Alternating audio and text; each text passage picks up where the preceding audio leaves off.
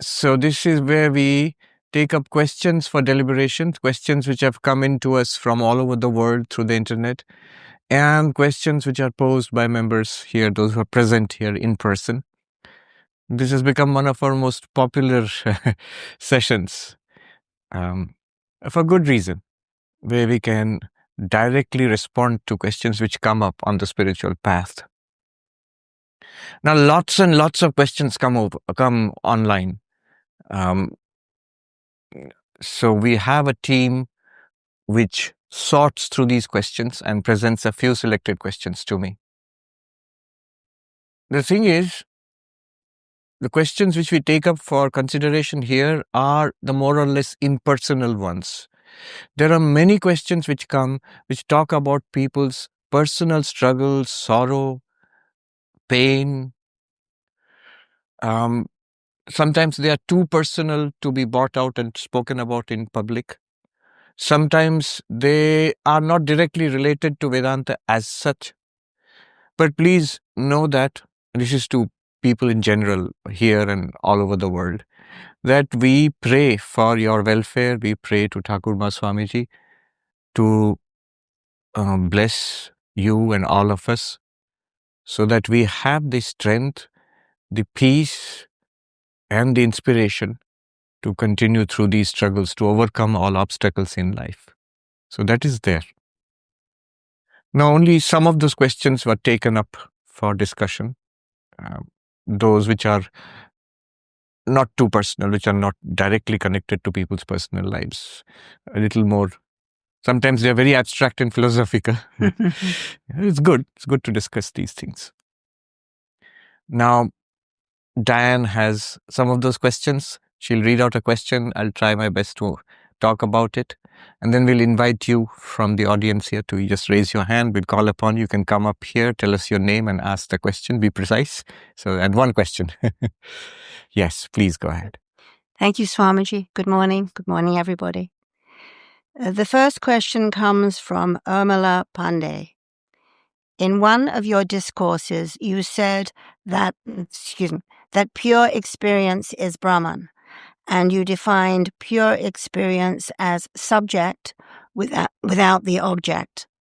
But if there is no object, then how can that be an experience? As you say, experience is consciousness plus object. Can you please shed some light on this? All right, neatly trapped me. Checkmate. No, let's look a little closer at this. So, what I have said often is experience. By experience, I mean everything in our lives. Whatever there's no other word for it, experience. Whatever we experience in life. Life itself, basically. How would you describe it? It's consciousness plus an object. Are we together on this? I'm aware, I'm conscious, and I'm conscious of something. I'm aware of something. Whether it is sensory, I see or hear or smell or taste or touch something, that's a conscious experience. Whether I think of something, whether I remember something, that's also consciousness plus object. Because what I think of or what I remember, those are also, even they're subtle objects, they're internal to the mind, they're not external, internal to the mind. Still, it's an object to consciousness. I'm aware, I remember that. I'm thinking of this. I'm thinking of them. I desire that. I dislike this. So these are objects. So always experience is consciousness plus object. I sometimes put it as C plus O is equal to E. Consciousness plus object is experience. All right. And this is nothing particularly spiritual. This is just a general way of describing life itself.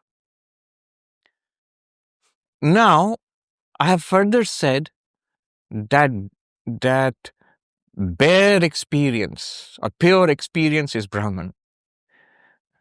What do you mean by pure? This is where the question has to be answered. The person who has written the question, who has asked the question, they have said, well, pure experience is subject without the object. It's like consciousness without the object. But consciousness without an object cannot be an experience. Let me put that in neat little sentences. You, Swami, have defined experience is equal to consciousness plus object. Next, you have said that Brahman is pure experience. And you have defined pure experience as consciousness without an object. But experience itself is consciousness with an object. So how can there be experience without an object? And what does pure experience or bare experience mean anyway? What I was translating was the Sanskrit. Anubhava matra param brahma. Anubhava, experience. Consciousness plus object. Matra, bare. Just that. The usual understanding of matra in Indian languages, Bengali, Hindi, many Indian languages. Matra means just that. Here one has to be careful. I did not say that it is subject without an object. A bare experience is equal to pure consciousness. What does it mean? What happens is this consciousness itself appears as subject and object. And then as the subject experiencing the object. Let us think of ourselves as in our dreams. In our dreams, we see people, things happen. We experience these things in our dreams. And we are ourselves there in our own dreams. We are there. We are. I see myself walking around, although actually I'm lying on the bed and sleeping. But in my dream, I'm there in some place and I'm walking around. So there's a dream subject and there are dream objects. Now, one thing cannot be denied about the dream, that is taking place. It's an experience. Dream is an experience, after all. Except that both the object and the subject were appearances, were part of the dream. They were dreamt up. Are you with me? Both, suppose I'm walking in the park, in the nice snowy wonderland.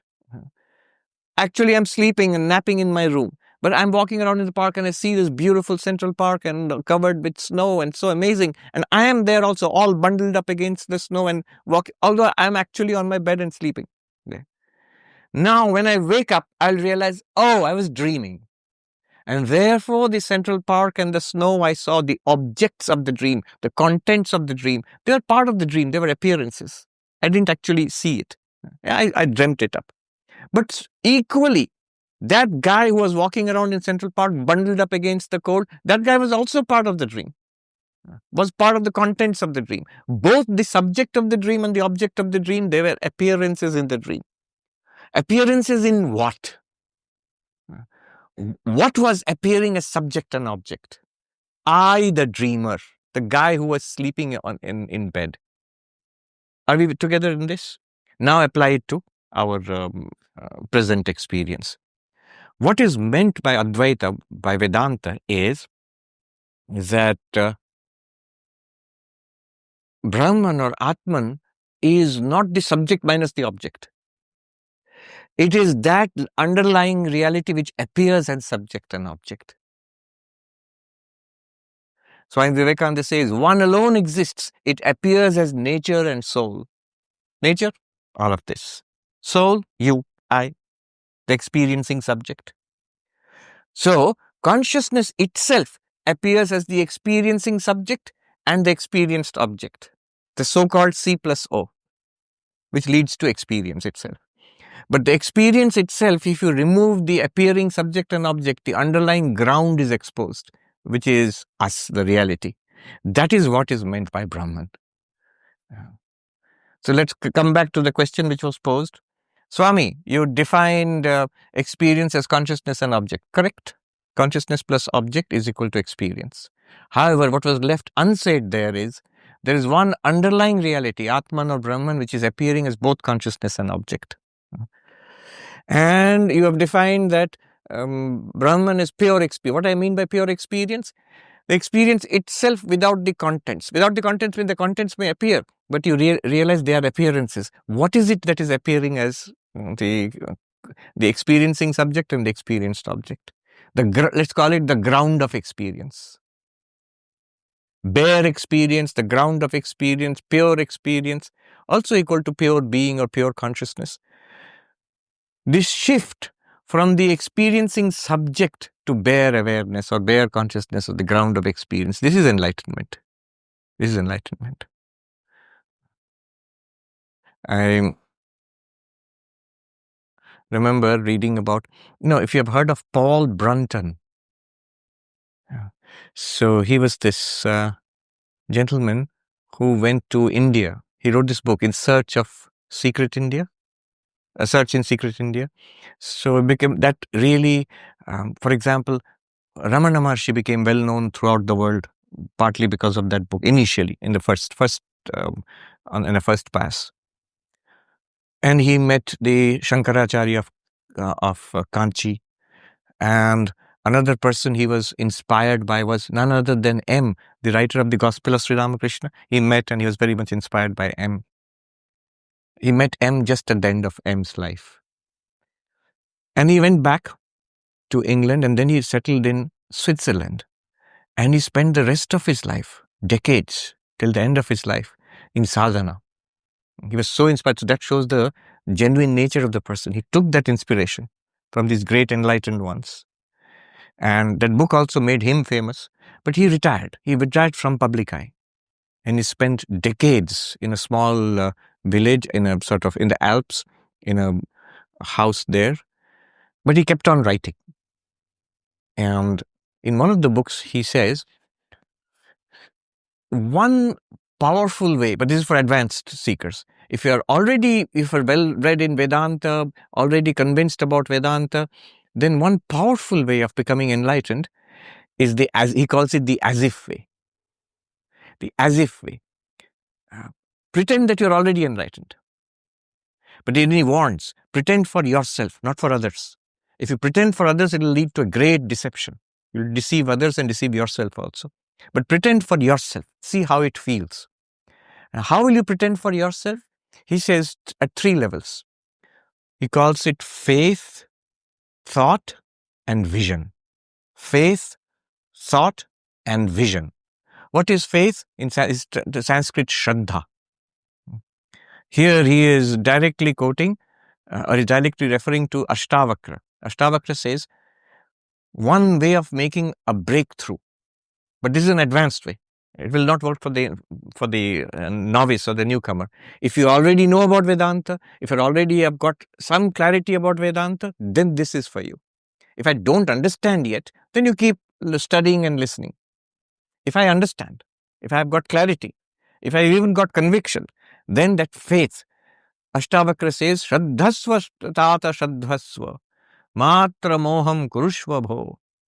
He says that have faith, my child, have faith, Shraddha.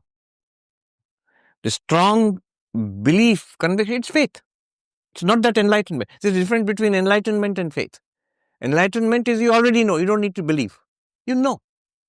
So, I know that there is a clock in front of me. I don't have to believe that there is a clock. I know it is 11:20. I don't have to believe it's 11:20. I see it. I know it. Even more so, the enlightened one knows that I am pure consciousness. Doesn't have to believe it. But suppose we are not there yet. Suppose we are not there. Then you believe it.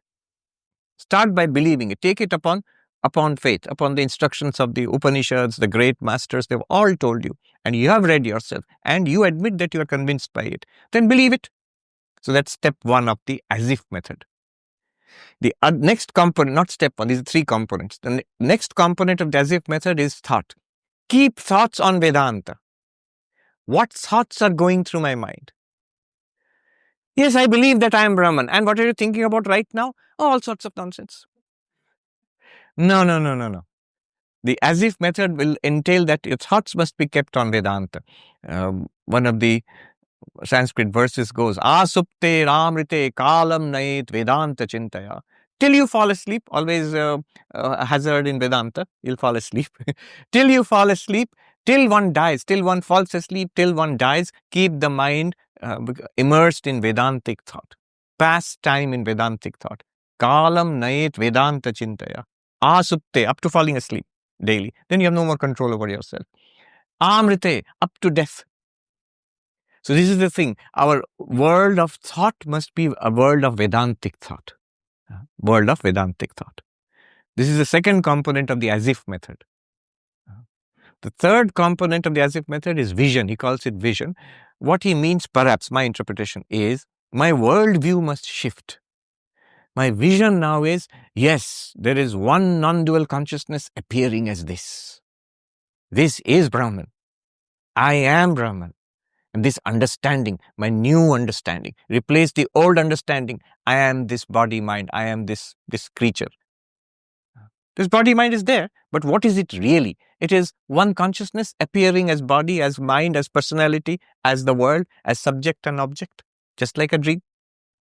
This entire world is an appearance in that one limitless consciousness. This is my vision. Now put all these three components together. The vision will take care of your worldview. What's my understanding of the world and myself? It has shifted because of all my immersion in Vedanta. What is my thought? Where is my thought right now? I'm thinking something to do with Vedanta. Third, what is my strong belief? What do I really believe in my heart of hearts? I believe that I'm pure consciousness. Put them all three together. This is the as if method. Then he says, puts it beautifully. It will be reflected in the smile on your face, in the glow on your face. It will be reflected there. This is not yet enlightenment, but this is good. This is an advanced practice. Swami Vivekananda insisted on this.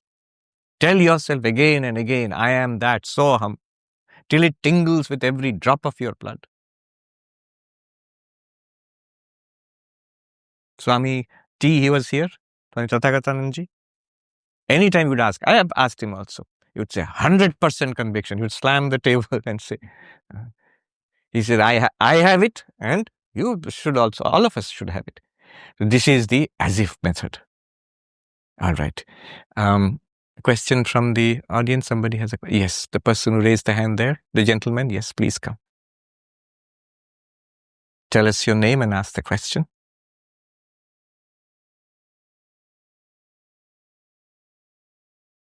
Thank you, Swamiji. It's an honor. When an individual...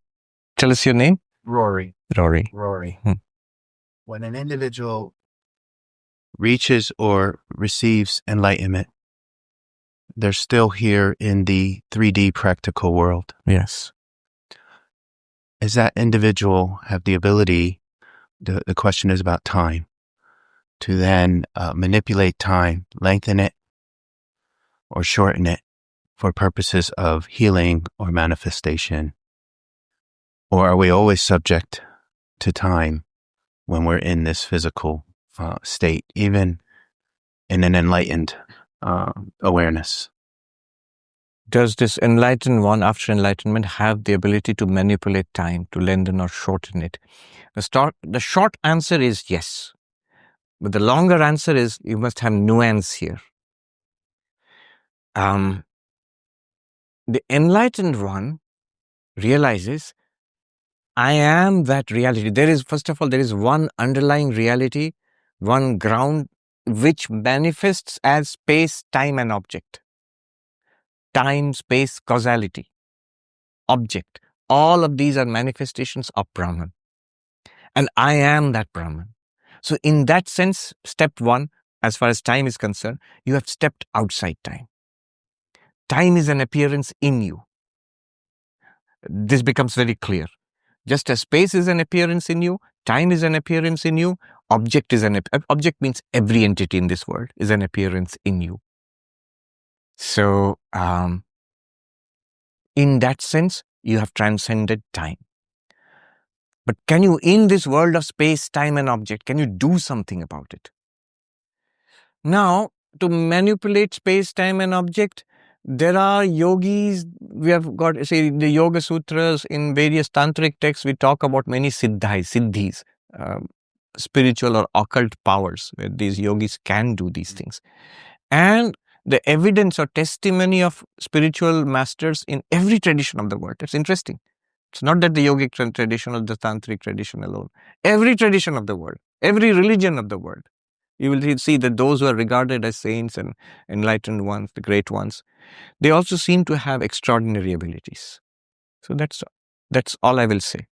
Thank you. It is possible. They may or may not manifest it. But they themselves, this much is guaranteed, they themselves have transcended time. Yeah. Thank you. Yeah. That, by the way, is the meaning of immortality. Yes. That, by the way, is the meaning of immortality. Immortality, we understand, and when we hear immortal, we think, oh, the person won't die. That means you're going to live for a really, really long time. No, immortality means you transcend time. It's not that you live forever. The body will die at one particular time. And what does transcending time mean? This whole question of there is time and I'm living through time, that disappears. A good example is our dream time. When we wake up, we realize that the dream was proceeding on its own time scale. Maybe a long time has passed in the dream, but when you wake up, you've just been napping for 10 minutes. So that means the dream time itself was an appearance. The dreamer is not somebody who was immortal in the dream time scale. Is rather is someone who was beyond the dream's time scale. And the dream time scale was something appearing in the dreamer. It was, in fact, the dreamer alone appears as time and space and every entity in the dream. Similarly, you, the limitless consciousness, you alone appear as the universe and you, the observer of the universe. And the time in which this universe, time scale and space in which this universe is taking place. All right, a question? This question is from Devanshu Sharma. Dear Swamiji, in your recent talks, you said that we must learn to identify consciousness as a child does with his nose. Can we really objectify consciousness like that? So the reference to this is something I've been saying recently. It's actually something I heard as Sadhu say in Hindi. He says, how Vedanta has to be made practical. How can we make Vedanta living in our lives? He says, just like a child, if you ask a child, what's a nose? What is a nose? The child will say, this. The child will not say the organ of respiration and the olfactory sense organ is that's words. That's you go to a dictionary and look up the definition of a nose, that's what you'll find. You're exchanging more words for one word. Nose is a word and you're given a whole set of big words for it. But what does the child do? Points directly at the nose. This is the nose. And the Swami said that this is how you apply Vedanta, make Vedanta living. What did he mean by that? What he means by that is something simple and yet quite profound. It means whatever we talk about in Vedanta at its basis, at its core, is always pointing to a living reality here and now. What do I mean by living reality here and now? Contrast it with other schools of thought. Say a dualistic devotional school of thought, which talks about God and heaven. Now, God and heaven may be present here and now, but it's not obvious to us. Where is God? Not here, in heaven. Where is heaven? Beyond death. So not something that is immediately experienceable or obvious to us right now. It's distant. What about heaven? Yes, when you go there, you'll find out. So it's not now, it's then. God, yes, when you go to heaven, you'll see God. So it's there, not here and now. Or say something like yogic samadhi, or the various extraordinary mystical states mentioned in the mystical literature, not only in yoga, in tantra, but in many mystical texts of the world, across the world. Those are also real, but they are available after long practice. Those are particular states which can be developed and can be lost also. They will come and they will go.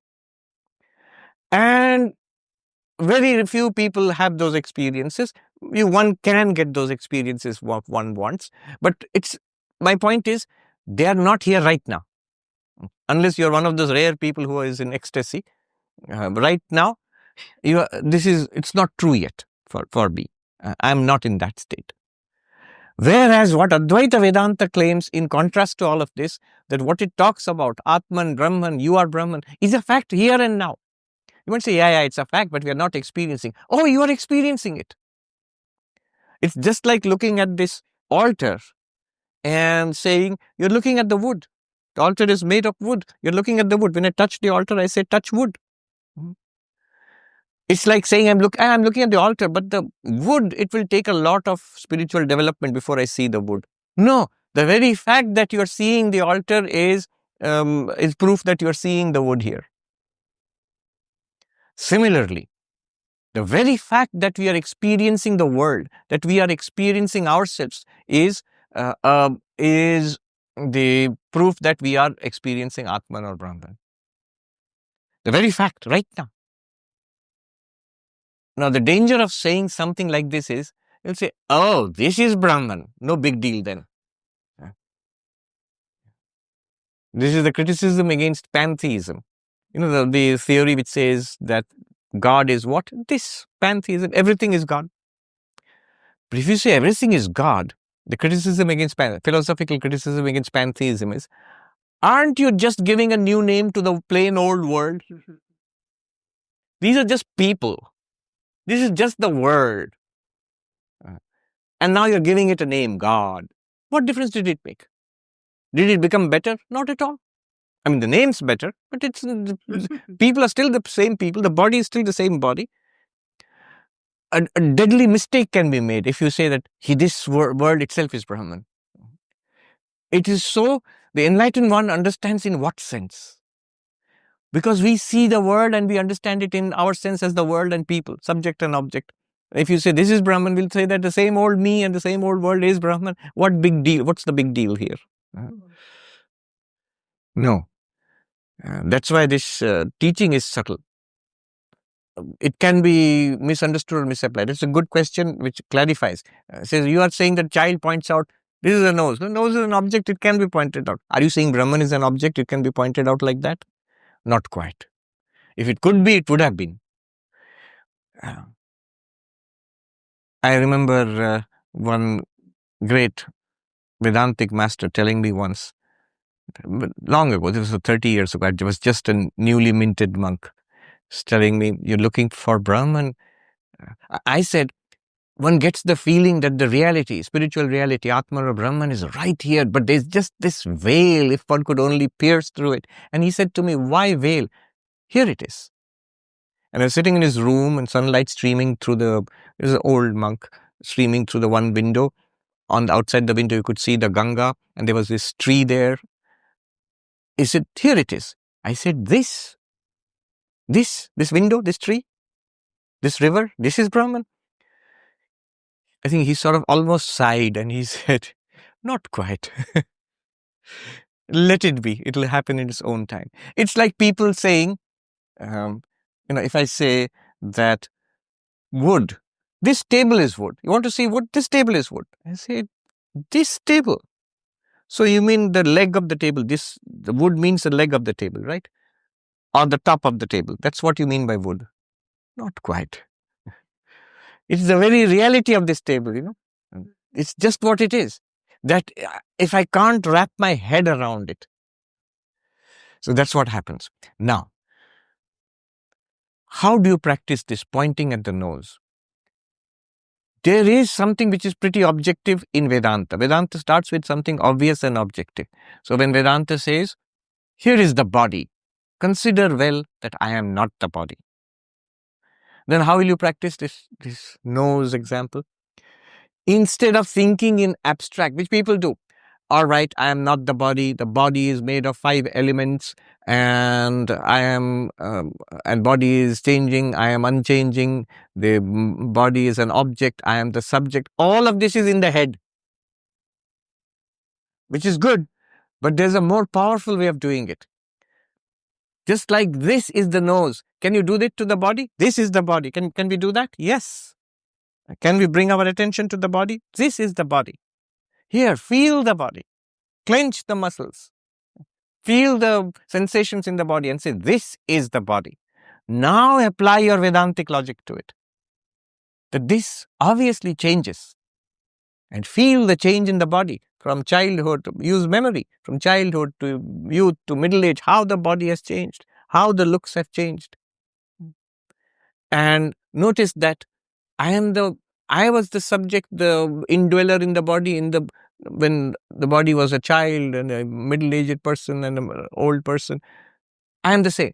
So in that way, apply like a nose. Make it object. Make it object means make it living, palpable, instead of staying in the head.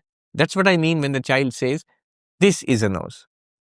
When Vedanta says body is changing, you are unchanging, it means in a very vivid, living sense. Not just in a theoretical, it can be in a theoretical sense also, but not just in a theoretical sense, not just as an abstraction. When I say you are the subject and the body is an object, look at it as not as a philosophical point. Oh, Swami said I'm the subject and the body is an object. Good idea. It's not just an idea. It's like the nose. The nose is not an idea. It's right here on my face. Similarly, the body is an object. I am the subject. I am aware of the body. See how it feels to be aware of the body. Then we will vividly begin to feel, not just see, not just understand, but also feel that the body is clearly an object. And I am not an object. The more we feel that, and then go deeper, apply it to the prana, the breath. Don't say prana, the physiological activities of the body are kept alive by the vital force called the prana, using Sanskrit and English and technical words.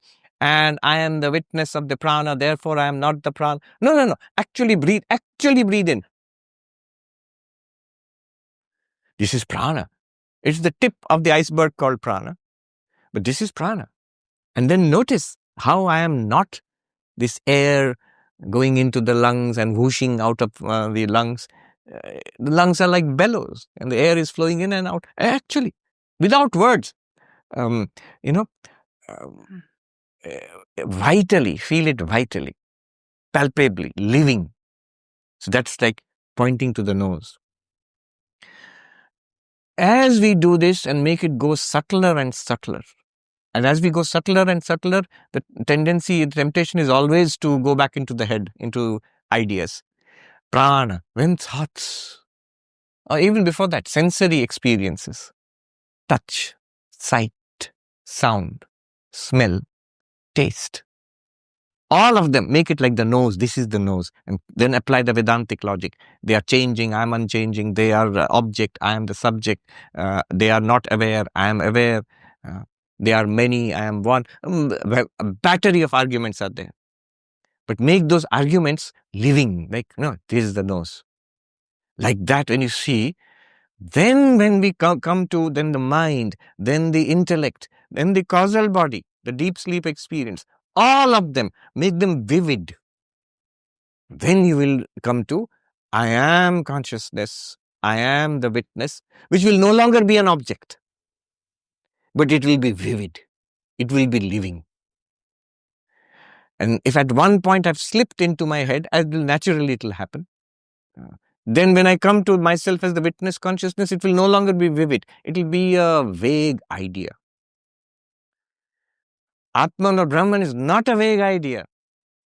It is the most obvious of all things. It's the most living of all truths. It is you. It is life itself. So that's why this is an aid to sadhana, Vedantic sadhana, self-inquiry. Be like the child who points to the nose. At every step in the Pancha Kosha Vichara, which I just exemplified here, the levels, 5 sheets of the personality, physical, physiological, mental, intellectual. Make it obvious and living like the nose. And then when you come to witness consciousness, you will see that also will become a living reality. It will no longer be an object, of course not, but it's you. But the same thing can be done to waking, dreaming and sleeping. The same thing can be done in the Drigdrishya Viveka. Not can be done, it should be done. This is the meaning of the nose example. Yes, direct answer to his question. Can Atman or Brahman be pointed out like an object like the nose? Of course not.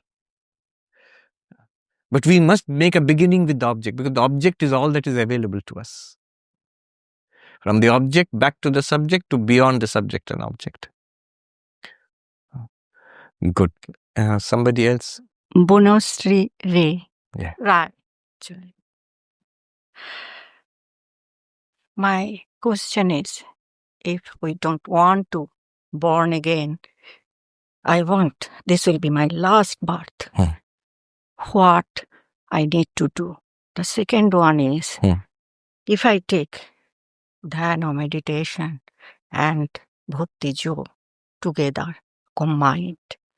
But when I say Bhakti Jo, there will be Krishna, Kali, Shiva, those images. But those, when we say these images, it is limited. And which is limited, then it should be Maya, isn't it? All right. So Okay. that's the question? That's the question. Yeah. Yes. And All right. Two questions, two-part question. One is very good. You have said, I want this to be my last life. I don't want to be born again in this way. And it's a great, great aspiration, great spiritual aspiration. It's wonderful.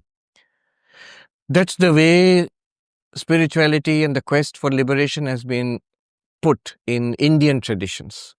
You see, one thing you notice about Indian traditions, whether it's all of Hinduism, with its extraordinary diversity and differences between themselves, or all of Buddhism and Jainism or Sikhism, all of the Indian traditions, one thing they have in common is this belief, I will call it a belief in this cycle of births and deaths. Basically, what it means is this limited existence, subject to endless struggle and sorrow and strife.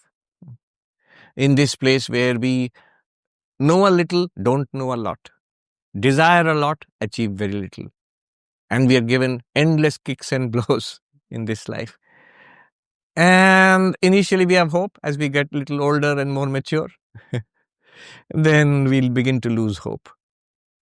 In this life, and repeat again and again and again. At one point, maturity must come.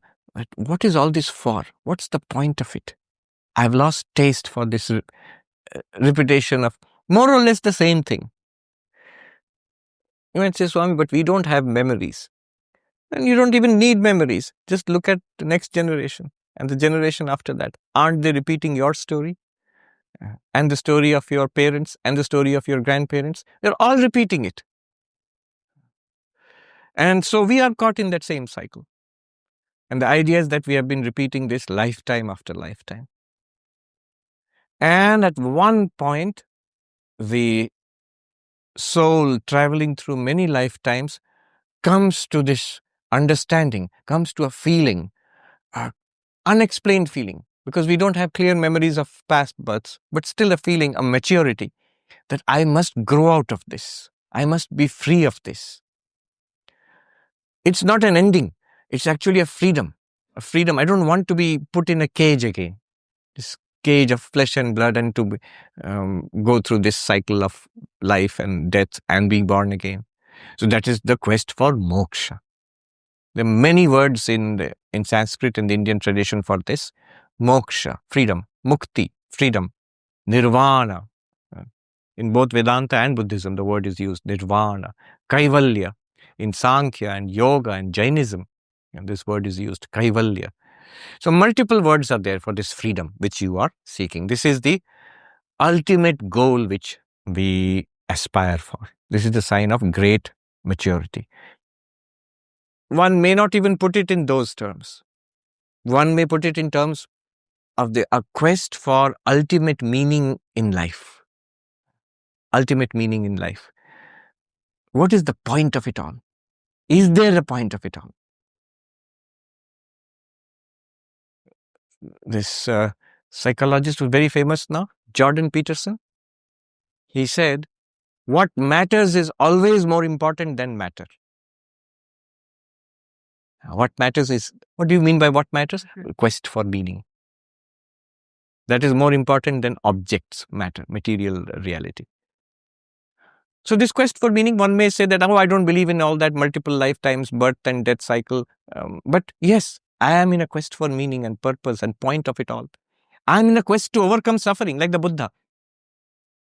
I don't know about many lifetimes, but in this lifetime, I'm in a quest to overcome suffering and find profound happiness, fulfillment. Is it possible? And the unanimous answer of all spiritual traditions in the world is yes, it is possible. Many have attained to it throughout history. Many are struggling in this lifetime also to attain to it. And welcome to the club. Yes. Good. Very good. What must one do? All of these paths, the path of, as you said, meditation and devotion, the path of control of the mind, of stilling the mind and seeing the deathless reality beyond the mind. That will free you from the cycle of birth and death. Meditation will free you. Devotion will free you. If I cannot do it on my own, take help. Take the help of that which is already free from all of this. What is already free from all of this? Ishvara, God, Bhagavan, the one supreme power in this universe. Then take hold of that. Catch hold of that which is free for your own freedom. And in Hinduism, I'm answering your question. In Hinduism, that ultimate reality, the divine reality, the theistic reality is conceived of, experienced in multiple ways. Sri Ramakrishna used to say, he is infinite and the paths to God are also infinite. So as you mentioned, Krishna, Kali, Vishnu, Shiva, many ways. Then what do? You have to pick one. I can't, help me in this. Go to the Guru, go to a Guru, and the Guru will initiate you in one tradition, in one mantra, one Ishta Devata. Then the problem is, said, when devotion and I sit for meditation, multiple forms keep coming to my mind. Yes, that's the problem. Therefore, that liberality, Hinduism gets its liberality from accepting that there are multiple ways to God realization. Multiple ways. That's why we have a Christmas tree here. Yes, there are multiple ways to God realization because God is limitless and God can be experienced in so many ways. And all the paths of spiritual struggle and achievement which we have found, which we find in human civilization, they're all true paths.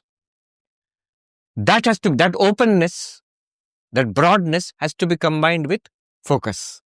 How does Hinduism accomplish this? By a wonderful technology, spiritual technology called Ishta Devata, the chosen deity. Either you choose or your family tradition chooses for you or your guru chooses for you. If you say, I trust in you, you tell me one way in which I will practice, then that becomes your practice. Suppose you have a Vaishnava guru and say, God is Krishna for you. Please focus on Krishna. I'll give you the mantra of Krishna, how to meditate and visualize Krishna. So this is the answer for it. Yes, make up your mind. My goal is God realization. My goal is mukti. I am a mumukshu. There are four levels of human beings. This is spoken about in Vedanta, in Vichar Sagar, for example, multiple texts. The bottom is what is called pamara, instinctive life, animalistic life. I just want pleasure. I just want a little better than that. I want pleasure and money and success, and that's it. What about morality?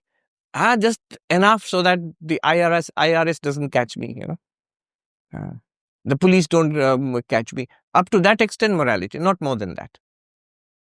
So this is called pamara, instinctive life. And there's a spectrum. In this, the one might be absolutely, might be an addict and might be completely out of control, helpless, just pursuing some kind of sense pleasure, addicted. Or one might be pretty successful, well-to-do, powerful in the world, still pleasure-seeking and wealth and power-seeking. And that's the ultimate goal for these people. That's one. But luckily, these are not the mainstream of society. They are not the backbone of society. The backbone of society is one step higher than this. What is called dharmika vishayi. Vishayi means worldly, but dharmika means religious, ethical. People who think of themselves and like to think of themselves as good people, decent people. I have some standards which I will not sink below. The standards could be a standard of ethics, of morality, could be the standards of religion. But mostly they were standards of religion until very recently. So this is called dharmika vishayi. How are they better? They are not simply pursuing whatever comes to mind. Not simply pursuing the call of the senses. Rather, they are pursuing that same wealth and power, but within the limits, what is called in what we call Lakshman Rekha, the circle of ethics. Within that, not beyond this. And this is the majority of people in the world. That's why society functions. Majority of people in the world are trying to be good. Yes, they are worldly. They are pursuing worldly goals. I want to be rich. I want to be famous. I want fun in life. I want family, husband, wife, children. I want community. All the good things in life. I want Amazon one-day delivery. All the good things in life. But yes, I will not be a crook to get all of this. I think Google or somebody, it says there's a slogan. Don't be evil. They put it on, don't be evil. Yeah. That is the second category of people. The third category, higher than this, is who have seen through the evanescent, transient, flimsy nature of this world. Even as a good person, if my goal is this world, I find no lasting satisfaction in it, no peace in this world. By pursuing money, by pursuing pleasure, even ethically, what is the prize that I gain out of it? Nothing. It seems to be worthwhile. The glitter seems to attract me. But when I get it, it's not fulfilling. See, there are only two options. What I want in this world, either I will get it or I will not get it. If I get it, the result will be dissatisfaction. If I don't get it, the result will be frustration. So my perpetual state will be dissatisfied or frustrated. After some time, I rise out of this. Is there anything higher? That's where spiritual life comes in and says, yes, enlightenment, God realization, self-realization, whatever you call it. It is there. Every religion in the world says, which will give you very deep, high, a pure peace and joy. Really most worthwhile. Swami Brahmananda, the disciple of Sri Ramakrishna, at one time in Belur Math, our main monastery, this gentleman came and with great humility bowed down. Swami, you are great. You have sacrificed the world for God. I bow down to you. And the Swami bowed down even lower and said, you are even greater. You have sacrificed God for the world. Your sacrifice is even greater than mine. I threw away a piece of glass for a diamond. You've thrown away the diamond for a piece of glass. And it's not just to mock the person. It's a blow to awaken a shock. Maybe that person was ready to hear this. Then this person is called sadhaka, spiritual seeker. Third category. So when you say, I don't want to be born again, I want freedom from the cycle of birth and death, you have become a sadhaka or sadhika, spiritual seeker. For you is meditation, for you is devotion, for you is self-inquiry, for you is selfless service or action, karma yoga, bhakti yoga, jnana yoga, raja yoga. These are all for you. And there's one final stage, fourth. What are we talking about? The 4 stages of human evolution. Final stage is called Siddha, the enlightened one. What is that one seeking? Neither worldly goals nor spiritual goals, because that one has attained the spiritual goal. Shankaracharya sings, na dharmo, na chartho, na kamo, na moksha. I don't want pleasure, kama. I don't want artha, power and wealth. I don't want even religiosity which will take me to heaven, dharma. I don't even want moksha. I don't even want spiritual realization and freedom. Why? Chidananda Rupa Shivoham Shivoham. Because I'm limitless consciousness and bliss. I am Shiva. Shiva doesn't want moksha. So that state is the final one. Where you are, you realize what you truly are, then you are fine with all of this. The enlightened one exists in this way. Is he fine existing in the body? Yes. And when the body dies? Yes. In response to the first question, I said that it can be dangerous. The question before this, it can be dangerous to say that this is Brahman.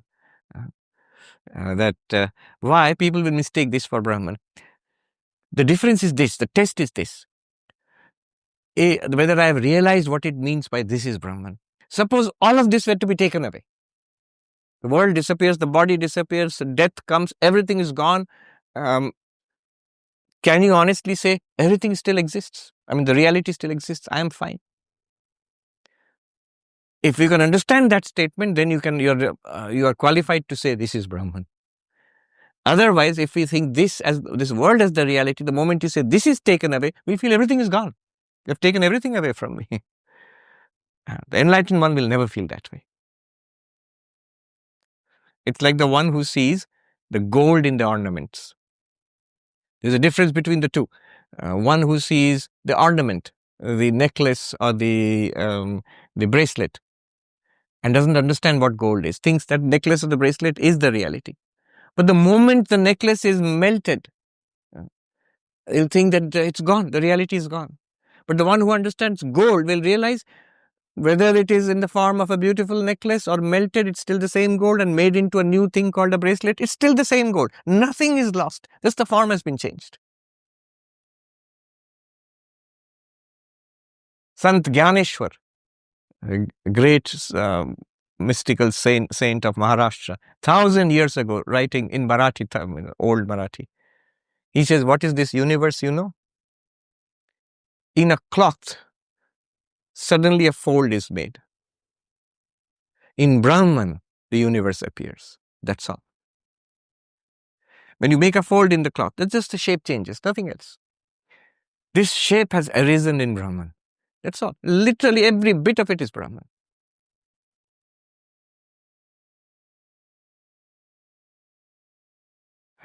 So that's the final state, the Siddha. 4 stages. Pamara, Vishayi, Dharmika Vishayi. Third one is Sadhaka. And the fourth one is Siddha. The instinctive animalistic life, sensory, sensuous life. Then the decent person. Yes, worldly, but decent, good person. Struggling, ethically struggling person. Then the third one is the spiritual seeker. The fourth one is the enlightened one. So we are all moving from the third category to the second category.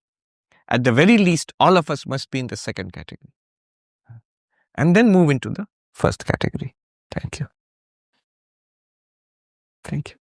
Thank you. Thank you. Thank you. I'll ask that question, that it, what I ask you, that it is Maya also, that what that images. No, the question about whether the images, the forms of God are Maya. Yeah. The name and form is always Maya. But remember, Maya is of 2 kinds. Vidya, Thakur used to say, Vidya Maya and Avidya Maya. We think Maya is something that veils reality, hides God. But Maya is also that which reveals God and reveals the reality. Vedanta is Maya also. Spirituality is also Maya. So Maya has 2 forms. Vidya, Avidya. Maya of knowledge, Maya of ignorance. The Maya of ignorance traps us more and more in samsara. The Maya of knowledge frees us from samsara. Both are called Maya. Why both will be called Maya? Remember, if your real nature is Brahman or Atman, it doesn't need to be freed from samsara. So if I feel the need to be freed from samsara, I'm still within Maya. And it's fine. And then I take the help of Vidya Maya, the Maya of knowledge, the Maya of spirituality. Notice the perfected one is beyond this Maya of spirituality also. The Upanishads say, Yatra Veda Veda Bhavanti. When you become enlightened, the Vedas become no Vedas for you. Is there a stage beyond spirituality? Or do I have to do spiritual practice forever? No, there is a stage beyond spirituality also, where you become where you realize you are the reality. Then you don't need this crutch anymore. But then only, not now. Yes, thank you. Very good. Thank you. Very good.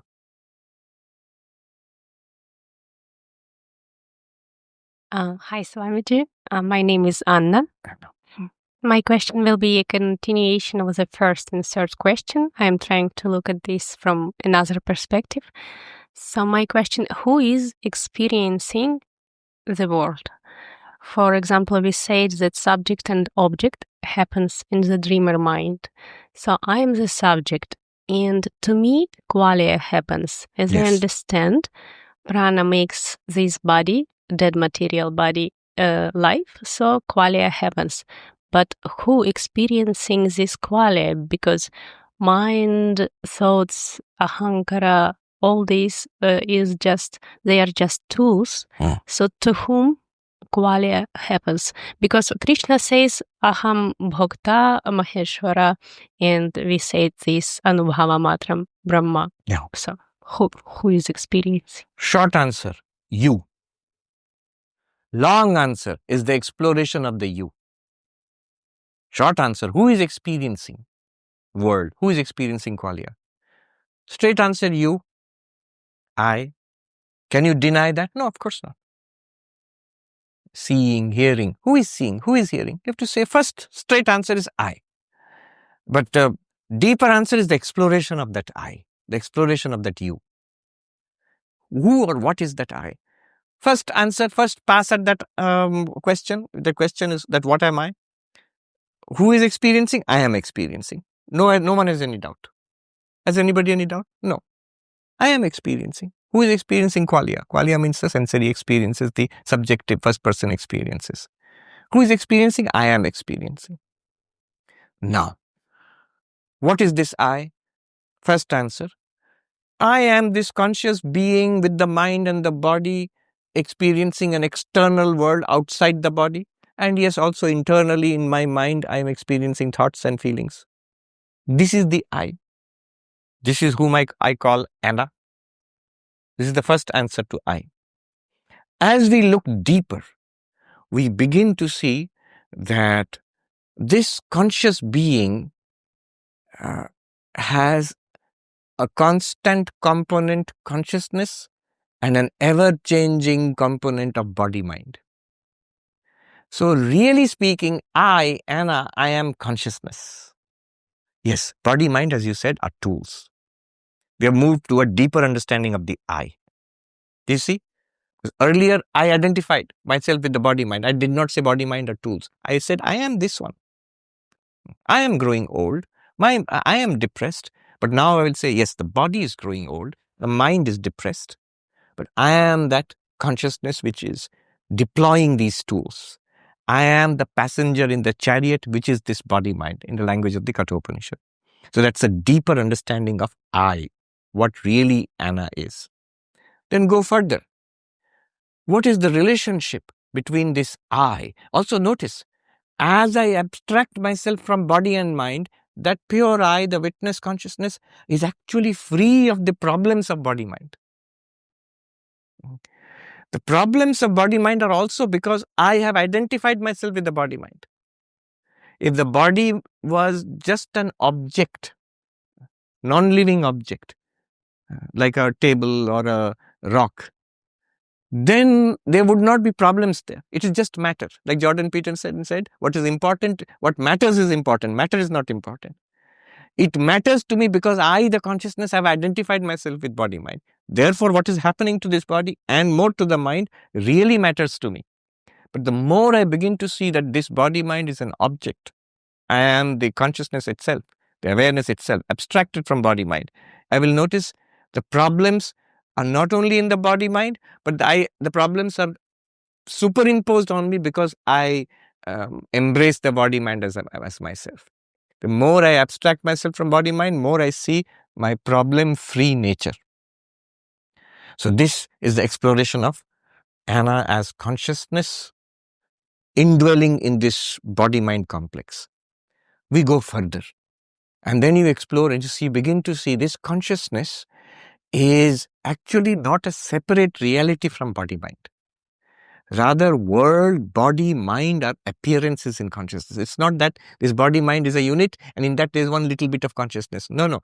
In consciousness, which is limitless, appears the limited world, body, mind. And that makes experience possible. That's the ultimate understanding of experience. I'm giving you answer of experience. Who is experiencing? Short answer, I. Then I give you 3 interpretations of that. What is the first interpretation of experience? I am experiencing. Well, I, in this living body mind, I am the experiencer. That's what everybody thinks. That's the general and baseline understanding. Materialists will think that. That's where we begin. The second answer, the I, is consciousness as the witness of body-mind. Who is experiencing? I am experiencing with the tools of body-mind. Now body-mind becomes tools. Now the body-mind becomes a chariot which I am riding.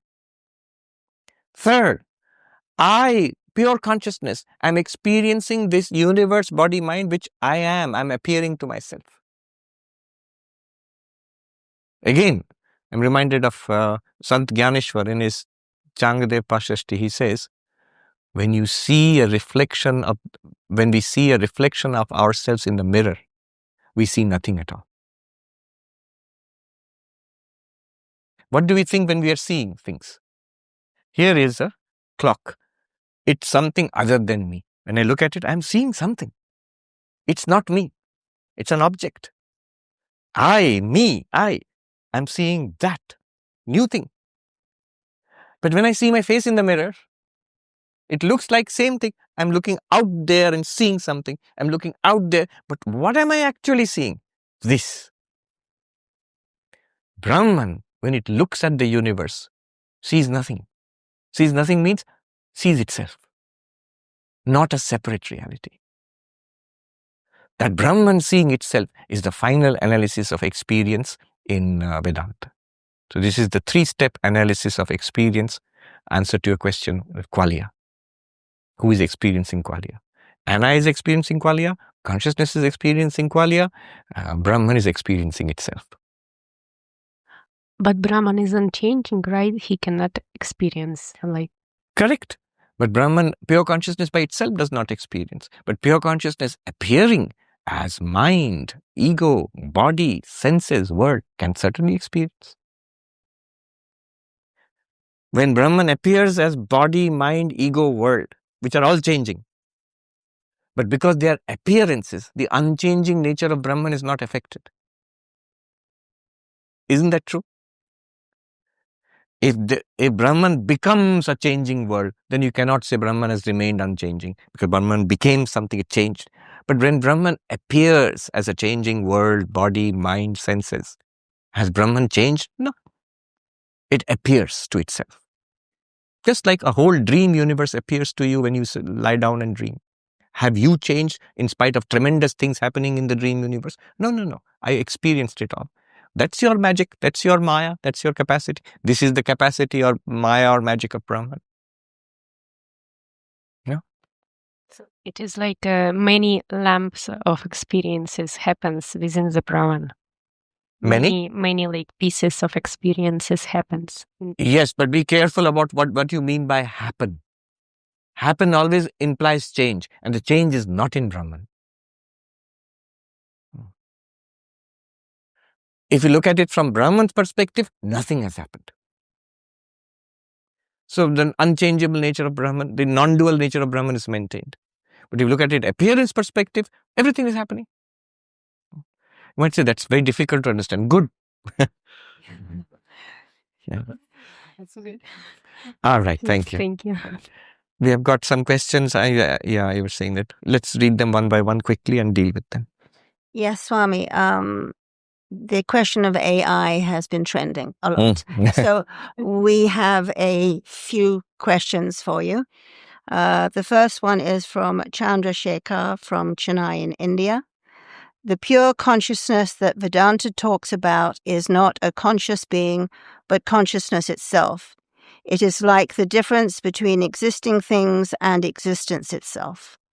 In that case, why is there so much debate and challenge that we cannot create artificial consciousness? Even if scientists manage to give consciousness to AI, it'll still be a conscious being and won't be consciousness itself. Just like if a scientist creates a new existing thing in a lab, what he has created is just another thing, but not existence itself. My understanding is, even if this is possible in the near future, it creates no difference to what Vedanta talks about. Please clarify. Okay, we'll answer that and one by one. We'll take it up. Straight answer to this question, yes. One word answer, yes. There was a time, little while ago, I might have said no, but now I'm saying yes. The reason being that I had some wonderful conversations with different parties on this debate.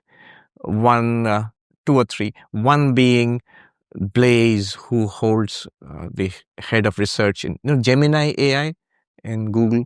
So I had a long debate with him once. Then Bernardo Kastrup. So, all right. All of that, let me just put it in few sentences, all the arguments on both sides and why I said yes to that. Why I say, and I still hold, that AI, that consciousness cannot be created in a lab or in AI is because of the hard problem of consciousness. Mm-hmm. The hard problem of consciousness says any amount of objective manipulation, for example, what's going on in the brains, will give a result which is objective. One object interacting with other objects, the result will always be an object. It will never be the subject. It has never been for anything in the universe. Why should it be different in the brain? in the brain with all the electrical and neurochemical activities going on, what will happen is electrical activity. Will it generate consciousness? Will you manufacture a soul? No. That's the hard problem of consciousness. You can have any amount of objective activity going on there, the result will always be an object. It will never be the subject. And that's why when you examine the brain as closely as possible through modern technology and fMRI scans and whatnot, all you notice is electrochemical activity. Electricity in neurons, tiny bits of electrical activity in neurons. That's what you notice. That's all. You don't notice sight, sound, smell, taste, touch, thought, music, nothing. What people claim is, oh, we are actually seeing the neural correlates of conscious experience. This correlation is not causation. It doesn't explain it at all. Just because all of you walked through that door, I can't say that the door produced all of you. Look at that amazing magic door. It produced 100 human beings today. And very soon it will absorb all of you. Yeah. Is it Brahman, the door? No. Does it have nothing to do with you? No, it has. You all walked through it. It is the portal through which you all walked. And it has been designed for you. The height and the shape and all allows for human-sized objects to pass in and through.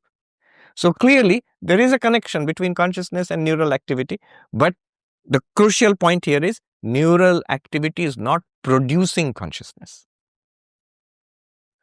And this, except a few diehard materialists, more or less people are coming around to this way of thinking now. Many, many people. I'm not talking about just philosophers, no, Advaitins, Buddhists, of course, these are all ancient traditions, but modern philosophers of mind, neuroscientists, AI people, many of them are coming around to this point that no, physical activity in the brain does not produce the subject, doesn't produce you. It could be the door through which you enter. Now, therefore, I would say that AI, which is all physical, very objective, it cannot produce consciousness. This is point one. But then comes this AI expert. What he told me was, look, Vedanta makes it more probable that AI is conscious than not. This is exactly what the questionnaire is putting. The question says this. Vedanta makes it more probable that AI can be conscious. He said to me, I'm quoting his words, let's forget Atman Brahman for the time being. Let's just assume it's in the background, as Vedanta says, pure consciousness is there. Now I'm interested in the consciousness which we are all talking about. The consciousness which is we all experience right now. This, what Vedanta will call reflected consciousness.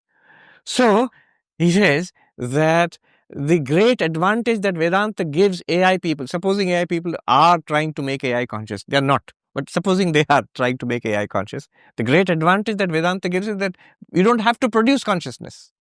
All you have to do is reflect consciousness. Consciousness is already given. Brahman is everywhere.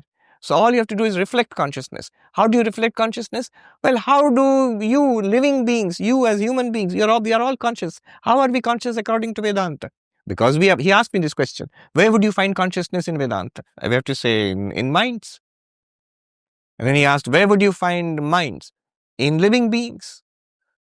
And then he went on to what is life and can we have digital life and then a digital mind? And then would consciousness not be reflected in a digital mind? Why not? So this was the argument for consciousness in AI. That if AI, number one, doesn't have to create consciousness. Materialism makes it much more difficult for AI to be conscious. Because materialism says that brain produces consciousness. Then we have AI has the big task of producing consciousness. But Vedanta says brain does not produce consciousness. Brain and mind reflect already existing consciousness. Similarly, AI, all that AI has to do is reflect consciousness. So he knocked down every argument that I had. I said, look, a rhetorical argument, simple but rhetorical argument. You have huge budget for your Gemini AI, ChatGPT, budget for making it creative, for budget for making it write, creatively, for processing text, for computer vision, what not. So recently I received what is called this medical insurance card you have. received that. Now, some of the things which I don't understand what's there, what it means, I thought I'll ask the doctor what it means. Then I thought, why not ask ChatGPT? ChatGPT said, show me the card. So I took a picture of the card and showed it to ChatGPT. It explained word by word, everything it explained, details. And he said, do you want me to go deeper? So how you have got huge budget for making it do this stuff. My question was, what is your budget for making AI conscious? What is your consciousness budget in Google, in ChatGPT, in OpenAI? Zero.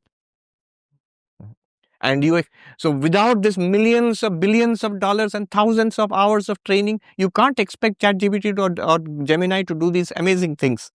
And you are expecting just by itself it will become conscious without any budget, without any effort on your part.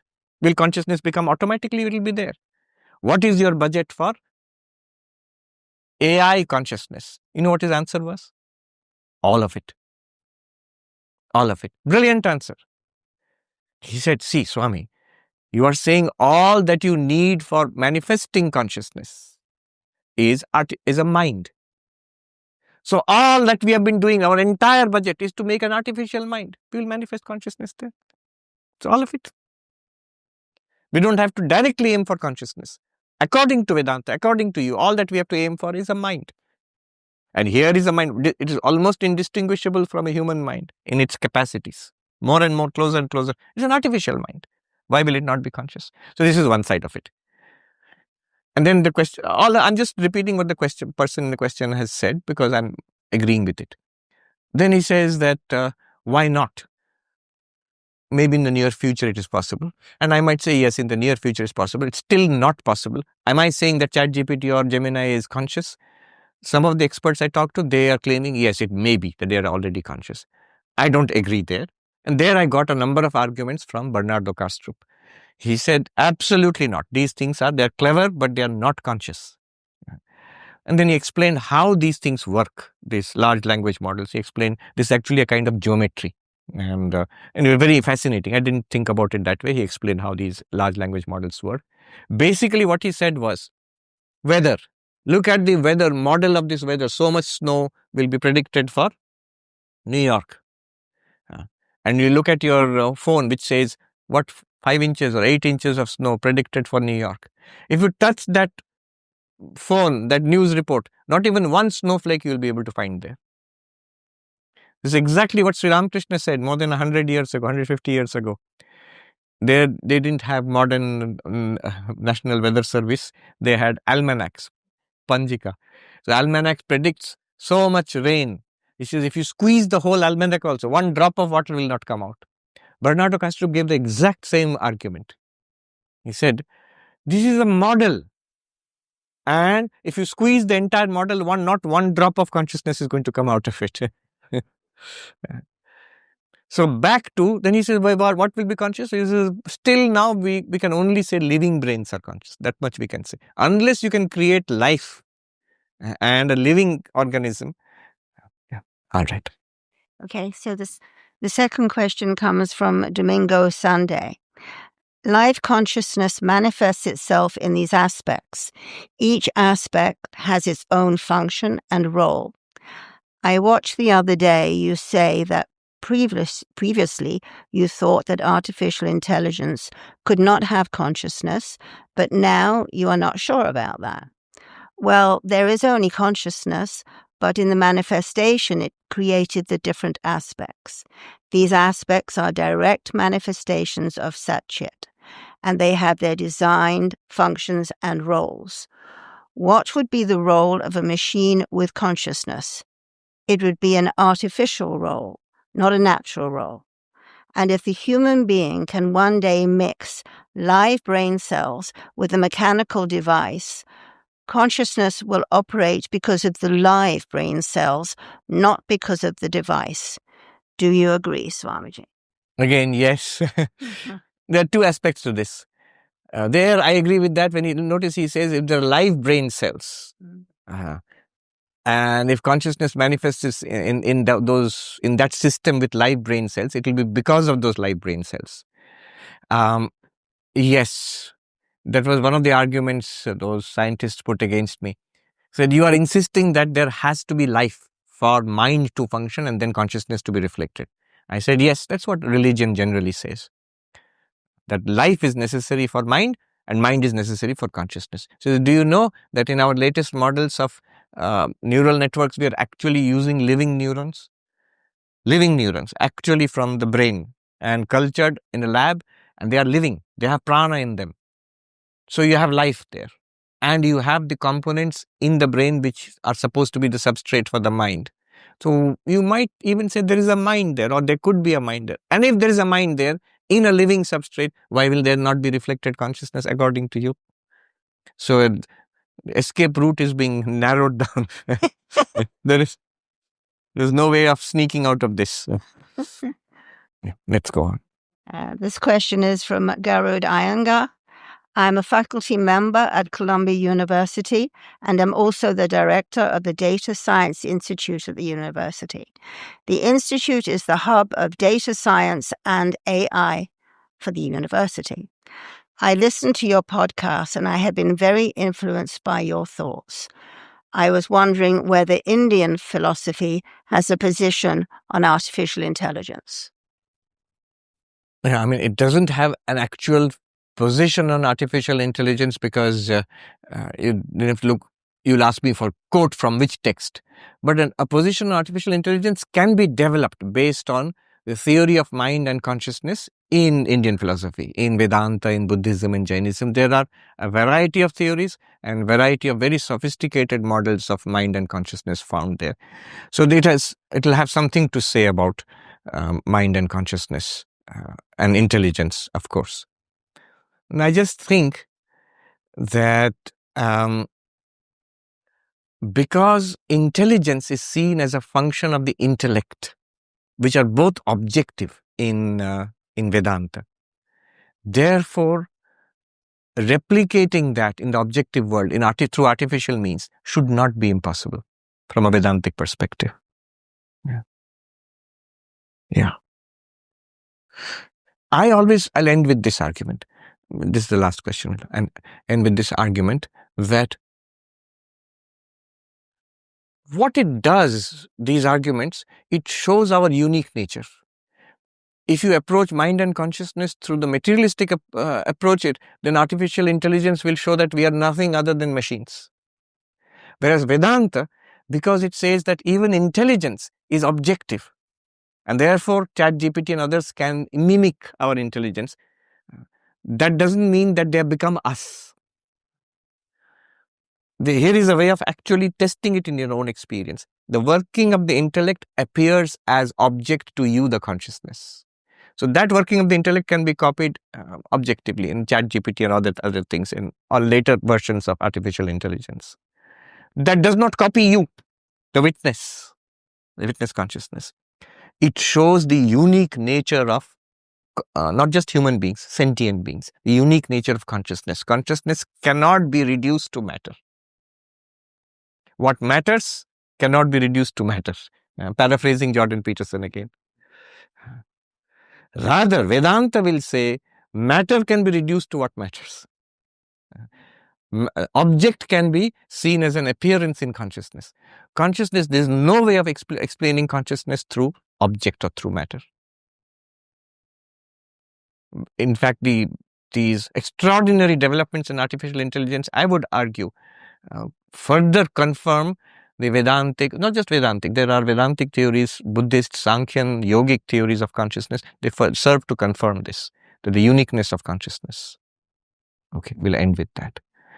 Om Shanti Shanti Shanti Harihi Om Tat Sat Shri Ram Krishna Arpanamastu.